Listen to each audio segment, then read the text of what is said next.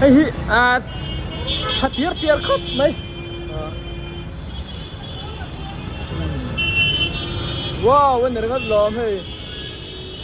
cái năm pa pít chua chua anh hoi phe pít lệ chua chua mà hòn hi anh ren là bên này chuan hiện còn câu thang á Banggar em anh em nó kan panang basa kasi ang kanin kilometer tamfe niya basa chuan cheng so panga chau mo Banggar panan Banggar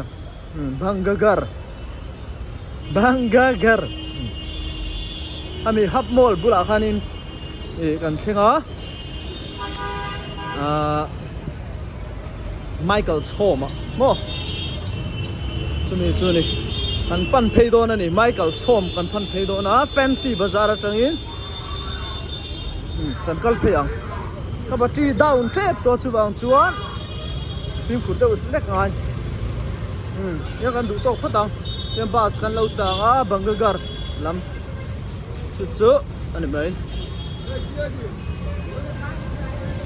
dian flyover ni chang angkal na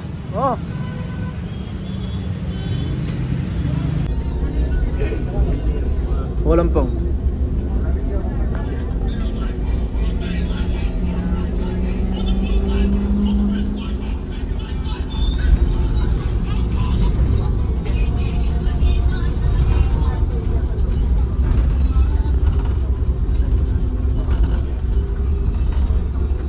sot dura về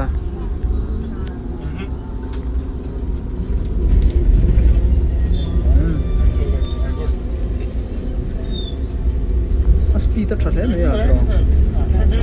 free đâu bốc gì khóc mày anh tán trái AC à bốc anh đủ to không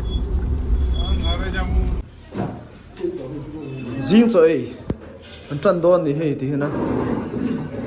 bên tai à Mizoram làm ăn hoang hay làm bằng PUCนี่giờ là PUC hơn nó về chị anh đòn khen chị psychology department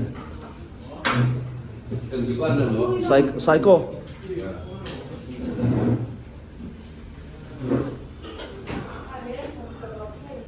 thì xiên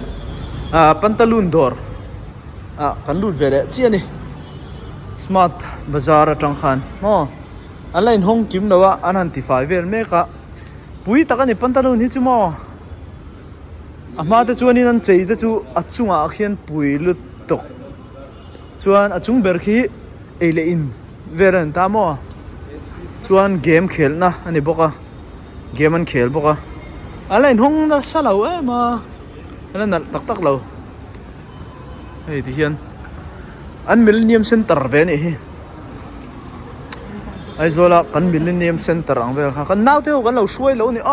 poi tak anh mà năng em có thể lâu dar som pakhat ri to apia chi hian eile in boka alaya khan eile in na tur mo chuan hian an pheidon mana po sarari nen lai airbag này gan luta nui giật thác ang reng hay nặc trúc mày mo achunga khian en au kan lat no pang toy store kan la enjoy le ha la ho hin te em khopa hian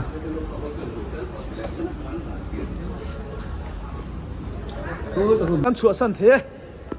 kan tha post anh post nal thế này kan nào thế hoi chu mo khi làm panga hian Spice Street mà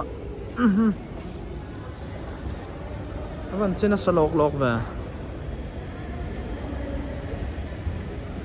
cái chuan anh mồi lại về đâu lẹ anh decorate đàn hi mo anh chơi qual vel đàn hi mu đây nuông về này cái làm panga po chút tiếng bốc in vai ri maron chuaka ron rim nam ram mấy này